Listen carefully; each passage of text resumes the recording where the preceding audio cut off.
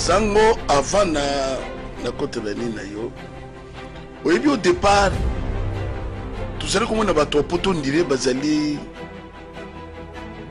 baza ko exagérer. Bande quoi na bazaki na avance. Il y a information. Ba diaspora. Oyo biso parfois tous les qui na ngote mais toujours comprendre bangote logique bazaki na. Et pour vous dire que Bamakambo Oyo Bisotoloba Yango, ça fait 2 ans, 3 ans, 3 ans, 4 ans, Tobanda déjà Koloba Yango. Et cette vidéo-là, je vais la chercher dans Kozong Yango parce que j'avais donné les détails, moi et Belé dans cette vidéo. Mais les autres, ils la caméra. Mais comme toutes 80 millions de Congolais ne savaient pas encore, ignoraient encore que occupation où il y a une forme et libération avec AFDL et Zalakande occupation, ça a pris beaucoup de temps hein, pour tout le monde. Fleur et comico germer en ce moment où il y a montagne ça y est qu'on comprendre que tous les sous occupation et ben dinde ko bimasiko on ne pouvait pas passer outre les élections 2006, 2011 et 2018 où il fallait ça. Et sans qu'il y ait élection en 2016 non pas seulement et seulement, s'il vous plaît, non pas seulement et seulement parce que Hippolyte Kanambe ne voulait pas quitter le pouvoir. C'est parce que Mundele Oyo Abendakaba Fussel, il y a occupation en Mbo Kanabiso na Simarwanda Burundi, n'était pas prêt à kokakina nukosa la choix ya moto Oyo à remplacer Hippolyte Kanambe. Na zongi na likamonarba que Mbo Kanabiso zaka sous occupation et cette occupation de la communauté internationale depuis l'indépendance et si la terre yango ba pone la kabiso ba. Sincèrement, biso ba tozaliao. Il faut tout le monde abandonner quoi que balimbise biso. Ah, faut senga ba diaspora pardon. Oui. Puisque les rois ne sont tous comprendre bangote. Il y a 3 ans, Ndeko Oyo Babengi Sokina Bengi Ndeko, le faiseur de président Oyo a fabriqué la biso Hippolyte Kanambalia Joseph Kabila qui nous a coûté 15 millions de morts. Tobetela et Maboko Tosepela qui nous a fabriqué un président. Mais avant que tu aies fabriqué le biso président, il était venu ici aux États-Unis, à l'université Hopkins, pour préparer lobbying, préparer comme le remplaçant, il y a Hippolyte Kanambe sous prétexte que l'élection ko salama, mais il y a ma président pour couvrir Kanambe. Place où Félix Azali était supposé ezala, il y a Kameri. L'occupation où il y a na mboka na biso, ils ont des paramètres mibale. Nakata ba paramètre mibale wana paramètre ya liboso oyo bayanango basala étude ya éducation deni ko éduquer masse na bango raison pour laquelle il y a na école na Rwanda ba enseignakati lelo que le Congo doit au Rwanda 300 km². Et ils ont fait en sorte que l'accord de l'Émirat, l'article 1er alinéa à Liboso, Balobi, le sol et le sous-sol du Congo appartient à l'Alliance. Ça appartient à l'Alliance. Et c'est quoi l'Alliance? AFDL, Oyebota, Hippolyte Kanambalia, Joseph Kabila. Donc AFDL, l'accord de l'Émirat, Ndebota, RCD, RCD Goma, CNDP, PPRD, M23, ADEF Nalo et FCC. AFDL Motebota Rassemblement, l'opposition d'accompagnement. Sango Mboke Zalaka na peuple Babengi Cameroun Zamboka Batoza kone banani ba Camerounais Bisope toza na mboka kaka moko, pas deux. Congo démocratique et nous sommes des Congolais. L'opa mwe moutoise na mboka mibale ndako zo société. Puisque Yayebi qu'en fin de compte ce n'est pas mon pays. Mais ce que c'est que moutoise congolais a perçu matoyi. Éveil patriotique. Éveil patriotique. Le Congo d'abord. ezali que comme réaliste. Nous parlons de l'éveil patriotique parce que la charité bien ordonnée commence par soi-même. Ça va très mal Nambo Cannabis, ça ne date pas d'aujourd'hui. Il faut dire la réalité que la vague qui nous a amené à l'élection au en 2016 et Fongoli ba Congolais makasi. Et tu yebi marambo belé o ezole kanambo kanabiso. Mais loko moko ya bien te et salami pendant que cette prise de conscience autobenga que veille patriotique to éveil de conscience c'est comme absolu et loko moko ya bien te et salama oyo to mona que nous n'avions plus l'espoir il faut tout les kananzela wana ce n'était que les soi-disant Otuni ndenge ni mboka santé ya mboka ndenge toza bolela mboka espoir ezali mbatu bazala na foi mboka eza ndenge nini mboka espoir ezate mboka eza malade pendant que tosali alternance mboka eza malade mboka ezobela mboka ezobela oyebi ke makambo lobi eza réponse à munganga so munganga yebiso zobela c'est que azana ba élément nyonso ezolakisa ke muta zobela exactement lakisa ba congolais ke baza malade mboka ezobela nete nini le loto zolobela kaketeni ya économie ya mboka na tangu afudela ye moi je peux vous dire qu'Afdel c'est le malheur ya Congo démocratique pas si toujours mon alelo comment on a Afdel Afdel à la tête na musée les pères na ça comme ce que comment on a Afdel pourquoi les zones Bongo ce sont eux qui nous ont amené le vent Yabapaya depuis tant il y a Afdel Tissikoy Congo azeli sous les jungles sous le patron la nabiso ça avant on continuer bozola nabiso pe na YouTube tous allez en direct question nanga naza kotuna avec Pascal Alobi depuis Afdel aye tokoti na occupation est-ce que vrai ou faux Congo ezali sous l'occupation occupation ya bapaya nini ba Rwandais ba Burundais to ba Félix dépend de l'alliance alliance anglaise na FCC et définition qui est le FCC? Une portion de gens qui représentent l'occupation. Et c'est quoi l'occupation? La communauté internationale. Est-ce que tu veux comprendre? Et Zokota, tu commis que vraie occupation, ce n'est pas la personne physique du politique Kanambala Joseph Kabila. Nabandeli. La vraie occupation congolaise, ce n'est pas la personne physique du politique Kanambala Joseph Kabila, ou seulement si vous voulez. C'est la soi-disant communauté internationale.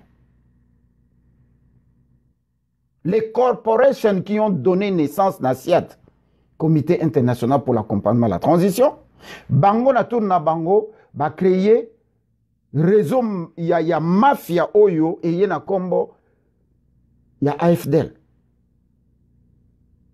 Et bayokani na bana misala oyo bako mettre yango ndeko Lukudube en exécution. Le Rwanda, le Burundi, l'Ouganda, autrement dit les Banyarwanda, communément appelés Banyamulenge, ou les extrémistes rwandais touti, qui ne sont que les employés à la soi-disant communauté internationale. Ah mon Dieu, il faut comme pasteur. Infiltration, pour Salama, il faut infiltrer l'institution à Bissonyos. Va créer RCD Goma, CNDP, PPRD. PPRD et Salami et Zali ensemble, il y a bateau baoutek na RCD Goma na basangisi ba fraction rebelle ou ezako bimana isto soki ba bimi ba salipe na pewana ba ye na bango na Kinshasa et comme parti politique soki comme parti politique ba dispatcher bango ba sali alliance souka nango alliance il y a RCD Goma CNDP et créer eloko ba bengi PPRD. C'est là où est venu le PPRD. Et les trois alliances où il va créer PPRD, babandi siko kobota bana na bango bazokota na kati ya institution bana wana bazali bauta wapi bana oyo ya ba extrémiste rwandais tuti né et grandi au Congo 50% ou 100% né et grandi au Congo depuis 1950 Naba oyo nyonso né et grandi au Congo babima libanda baya kotanga libanda na institution babandi kozonga na bakombo ya Mbuyi na Chimanga Matondo ya Bongandanga bakomi baji bakombo na biso bayibi bakombo na biso babotami na Congo bakoli na Congo bakoti na institution baza ebele na parlement na sénat na biso bango nyonso tout. En commençant par le président, il y a Sénat Nabiso. C'est un Ougandais, non? Non, non, Seigneur. Bon, comme on est en Itambo, Mamba. Est-ce que c'est le bomba? C'est même dans les documents officiels, il y a Bamboko. Les També Mwamba se sont multipliés et belés. Et surtout 90% de Komboka, il y a Bandeko Nabiso à Kassai. Il y a Baba Moné là, Bakombo. Et bah côté na kati ya système l'infiltration ils ont massacré na kati ya armée bah côté na kati ya armée autre lobaka lelo yo près de 500 officiers généraux na kati ya armée na biso l'infiltration tant ba ici infiltration ba bandi ko sala guérilla et le guerrier zanine infiltration au bakota qui avec l'aide ya Bisengimana na kati ya police. Les policiers et les militaires infiltrés, au bazali na East ya Congo, na moi aza policier, na moi aza commando, ya FRDC, na Butu, azu machette, na Butu, azu tolotolo, na Butu, azu canif, na Butu, azu munduki, na Butu, azu poison. Bakoti na guérilla. Moi bon mon atango na miso, exact. Babomi butu tina tongo balati uniforme ya police alati uniforme ya armée azongi normal siko bino bozoluka moto ndengwana na guerre conventionnelle toke na manduki toke ndeko bunda na Rwanda na zongi na muzito ndeko muzito zolanda nga malamu l'infiltration oye salama na mboka na biso yango ebota guerilla. Et guérilla on est salamaka ndenge nini. Vous allez la journée na minduki na bino koluka adversaire bon mon a été parce que adversaire azana kati azana uniforme ya FRDC aza kotambola na bino azo recevoir ba même ordre mais na butu boluki effectif bozalaki 300 bokomi ndambo ba onyoso bake wapi bazo monana te ba longoli ba uniforme bakomi guérilla bazana kati na bino. C'est que pour tout kende kobunda na Rwanda, il faut tous en améliorer que le Rwanda se trouve au Congo. Dans quatre institutions. Vous avez parlement, vous avez Sénat, le Rwanda est au Congo, bandeko.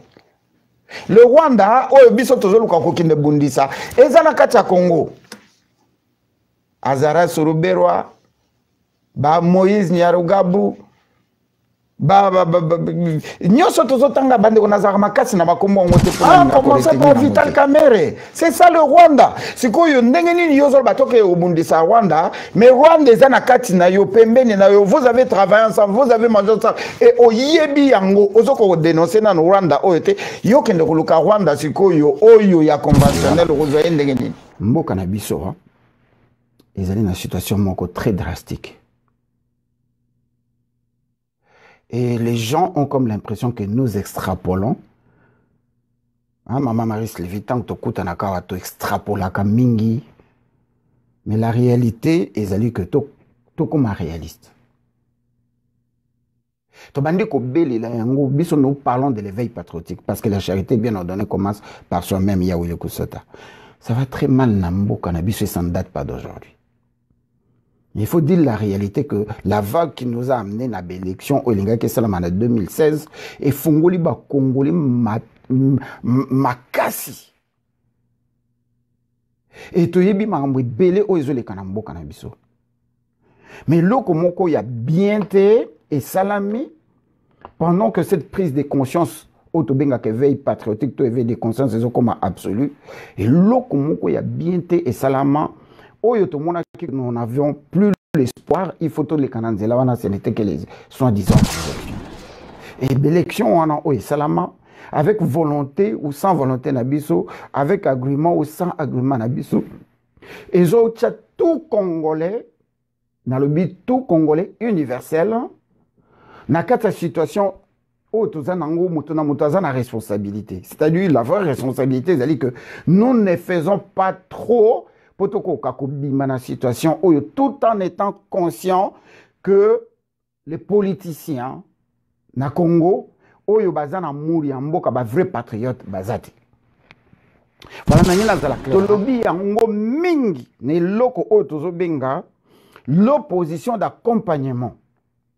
C'est-à-dire qu'il est invraisemblable qu'il continue à ignorer que ce qui, et si réellement, si notre pays est considéré être sous occupation, quelle que soit forme il y a occupation, cette occupation ne pouvait pas ignorer qu'il y ait une opposition d'accompagnement au Rwandosal et la Bango Moussala.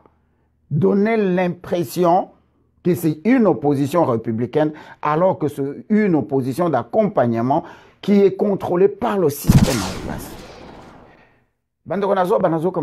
C'est parce que la situation dans laquelle nous vivons au Congo, na nombre ya bato oyo ba vivre na kati ya poto bazonga na Congo, na ba oyo bazo diriger Congo lelo entre guillemets sont disant bazo diriger Congo, c'est-à-dire que Fachi et c'est clic et clac ya ba ndeko na biso ba congolais ba vanda na poto ba yebi réalité ba yebi que nous sommes sous occupation et la drôle des choses c'est que le pays est entre guillemets dirigé par la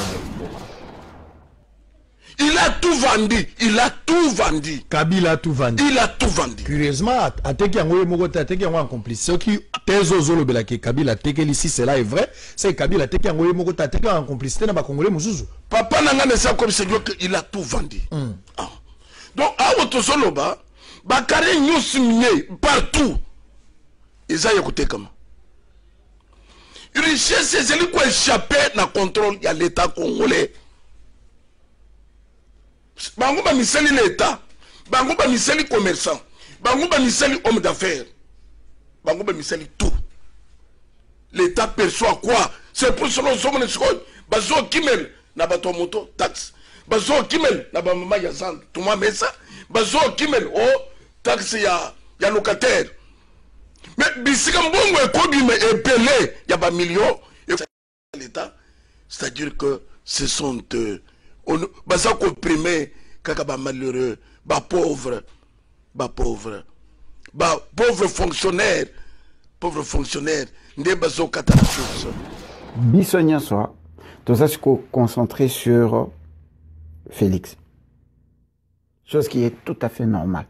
Totinda ki akoma Mobutu te et il est devenu président de la République. Na COP fenêtre na modèle nyonso akomi président. Bandeko tokotika eloko yote biso na veille patriotique ya koloba que Félix a sa président au Congo. Parce que Peter Pan akekota la yi, akekokutana na yi, même soka okutana na Fayulu, même soka okutana na Bemba, même soka okutana na ba karateka, même soka okutana na ba combattant, il commence par rencontrer, même soka okutana Joseph Hippolyte Kanambe. Akekokutana na Félix comme en qualité de président de la République. C'est-à-dire du fait d'ignorer que Félix Aza président de la République, tozo qui ma responsabilité moko écouter biso cher parce qu'azo représenter nangana yo olinga tende ko edo kombana ndenge toloba nanko soko boy ovandi po aba witi ko beta biso kula ya 15 millions ba beti biso kula ya 6 millions baza ko beta biso kula ya kanai po bazali na pouvoir. La communauté internationale dirige notre pays depuis l'accession à l'indépendance, eux qui nous choisissent les présidents. Ils l'ont fait avec le maréchal Mobutu, va poner l'Ibison Mouzé à travers l'accord de l'Emira, Longoli Mouzé, Bomiye, remplacer Bison Hippolyte Kanambe. Tant pression il y a communauté congolaise de la diaspora combattante, la pression et les cas qui tellement makasi na bande konyo son habite la Kamaboko Awa. Bandeko, les élections ont eu lieu à cause de la pression de la communauté internationale congolaise. pression les cas qui makasi. Nos politiciens bayibi mayelo bazaki koya kolokota na kati diaspora à chaque fois que bazoya na ba obaboya ka bango na ba obayamba ka bango. La pression qu'on a mis sur nos politiciens a fait que les politiciens ont fait des bruits jusqu'à ce que la communauté internationale ayant peur abandi kobanga. Parce que pourquoi la communauté internationale abandi kobanga? Parce que soulèvement populaire elingaki est dérouté trajectoire na ba mboka nyonso soulèvement de masse. Ils ont la boulette qui dérouter peut transformer makambo nyonso. C'est-à-dire quoi? Même si ils allaient rester en train de contrôler le Congo, parce que la diaspora combattante n'était pas aussi organisée de manière à récupérer le vrai pouvoir, mais qui est ballotté makambo ebele à cause de avec la prise de conscience de nouvelles responsabilités que nous avons. La communauté internationale s'est mise à paniquer. Les États-Unis qui est en guerre froide avec le bloc Est, quand sa guerre froide ici là, le Congo a remis le monde dans la guerre froide, il y a Est, Ouest, ou guerre, il y a technologie, parce que le Congo possède 86%, il y a minéraux en dehors, il y a Oesa cité dans le tableau, il y a Mendeleev, Oyo Ekoki Kosala, l'intelligence artificielle, il y a lobby. L'émergence de la Chine qui faisait peur aux États-Unis, tant que 12 milliards dans les pays africains, biso ba africain to sepeli tozo yebate ke ba yokolesa biso ba mbua ba nyawe kufa na ba terrasse ba chinois baza kolesa bino matiti na bepis ba entre temps bango bazotala wana te bazotala les sous-sols ya Congo. Cette guerre qui a fait que la Chine, la Russie, la Corée, l'Iran profitant na mafia ya Hippolyte Kanambe na famille nae politique comme biologique, les États-Unis ont commencé à avoir peur de perdre la main de la RDC. Et quand ils ont réalisé que Hippolyte Kanambe a pris les ailes na pouvoir bapesa qui est na liberté batikela qui est sala oyolingi l'essentiel au memabiso na point que mboka oyo il faut la balkaniser na sens nini il faut vider Beni pour Beni c'était comment même si bino na koyé la bino samedi je ne parlerai que de Beni. Pourquoi Koko fois Koboma ont tourné na Beni pendant des années 20 ans? Pourquoi Ebola ezaka kana Beni et bientôt bokoyoka les sous parce que le territoire est à Beni. Hippolyte Kanambe a saté quand qui est incapable de vider la population. Ça, ce sont des parenthèses. Dans ma solo et allélo, nous les Congolais nous donnons l'impression que Félix Lokolakwe, Lokolakoti, ma bangagnon se photo visé panaye et ça commence à donner l'impression que Hippolyte Kanambe, Azanaye innocent, Asala et Lokoté, Abomate, Asala Kapé Lokoté Yamabe. D'ailleurs, vous l'avez vu, ça n'a plus qu'une année pour battre Bandako applaudir Hippolyte Kanambe. Azo tambola na marché na ba centre commercial azo kende ko somba biloko akolia batu ba bosani ba bandi ko pesa ye ba slogan kala mingi te batu ba bandi ko. Vous savez ils ça ma pona nini pour bisonyo soto zui mindu ki na biso to focus na Félix. Il est coupable, il est traître, il est tout.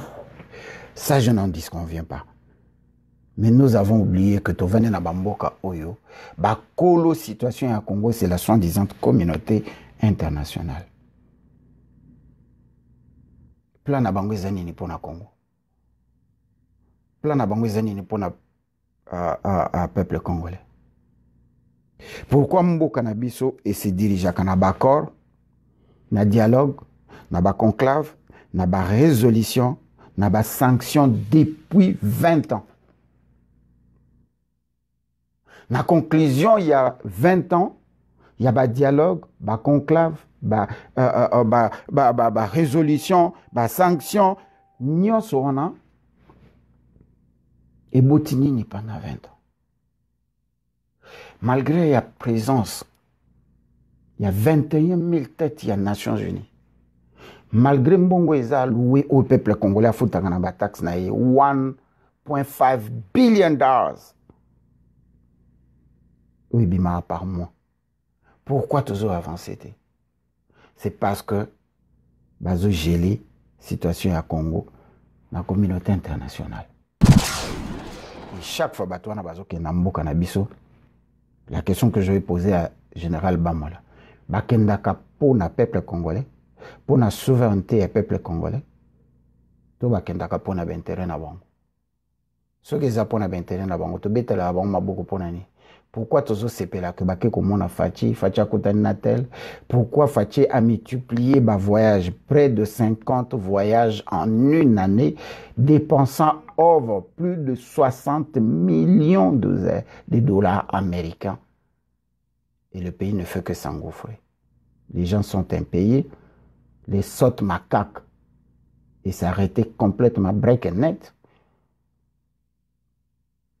La gratuité de l'école, Chijimbo, zéro. Libungu Toulou. J'imagine combien de Kwanaza en transe.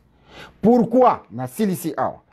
Soi-disant communauté internationale n'ont rien assuré de la prospérité du peuple congolais. La guerre nucléaire aux intelligence artificielle, et ça na Congo bandeko. Les Américains, les Français, les Belges n'ont rien assuré. Moutinho soazo kendeko tala ndengeni na ko garantir l'intérêt naie entre guillemets en insinuant qu'il y a un nouveau président. Na place on a ce qui Félix Alongo Lelo. Honorable être dû na commis président lobby na tongo bango nyonso bakosala mulongo po bayibi ke signature komi na maboko nanga non pas parce que na ko sala volonté nanga au même moment bazo imposer nga volonté na bango mutu na mutazo ta l'intérêt na ye alors na kati intérêt na bango bazo tala les Américains ont voulu tango Félix ayaki awa na songi na bango bayibi siye oyo agent ya CIA ayebi sakanga bomicha ensemble pour se débarrasser na Hippolyte Kanambe. Je suis sûr, c'est le même langage qu'on avait tenu au président Félix ici. Débarrasse-toi. Mais ignorons que la CIA ne voudra pas que Félix a se débarrasser na Kabila na ba condition oyo bango ba lingité pour bango bazo sala nano enquête sur implication ya Hezbollah na kati ya Congo.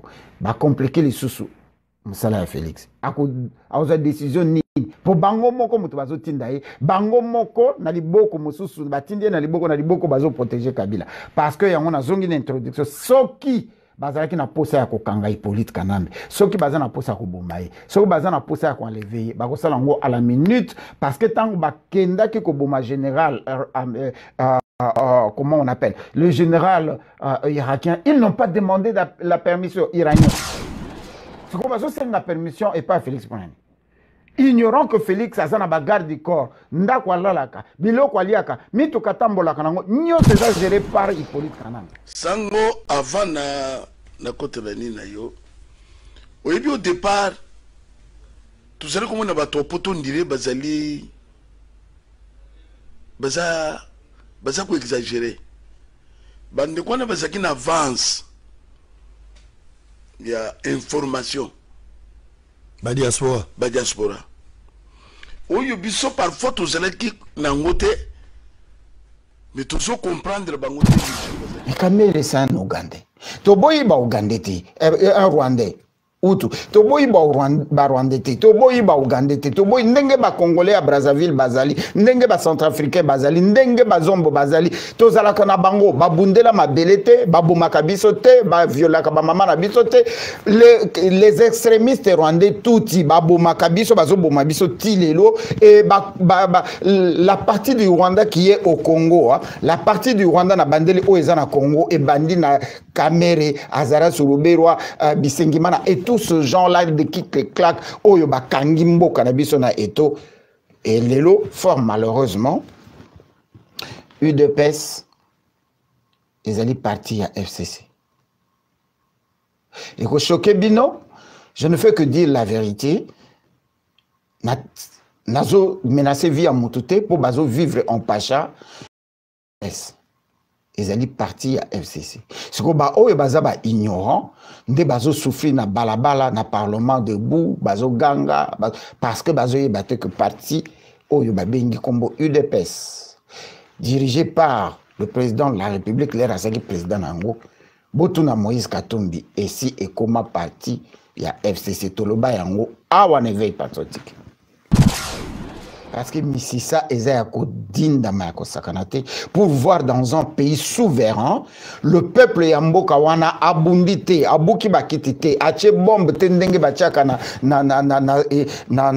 Irak, na ambassade des États-Unis, to bois qui ba cocktail molotov te ba bois qui grenade l'ambassade à Rwanda te ba to akei ko manifester bokangi bango na mboka na bino ba to bazo manifester contre mboka oyo etanga mina ba journaux na mikanda na mukili mobimba ke ba viola ka ba mama na bino ba bomaka bino ba kotela bino maladi bazo diba ba minere na bino ofida ogefrem douane port ezana maboko na bango yango ezotonga Rwanda. Bino bozo zangana maria komela. Et vous trouvez ça normal? Fati béton, batu bakei côté de mon ambassade ya Rwanda, na mupanzi na bango manifestation pour na ko soutenir Fati béton. Bon kate que moto ya ko embraser beaucoup kangote. Pour le moment, sango na za ko bisoyoke.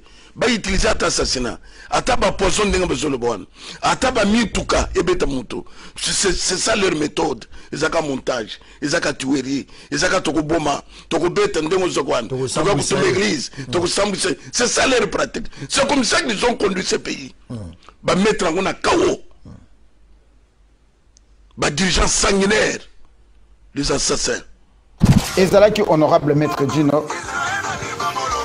Nabino nyonso tolobi kimia ekoka kozala na mabota nabino tokokuta na nabino samedi. Je donnerai le meilleur de moi-même soki na mosala bako permettre ngai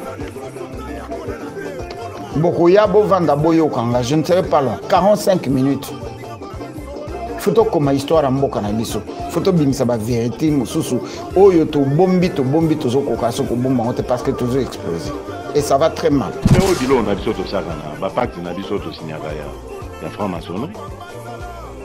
Sauf le fait, place au bozo, l'opprobre, tout ça, biso, le baga, j'aurais la tête coupée. Mais il y a un gros, il y a un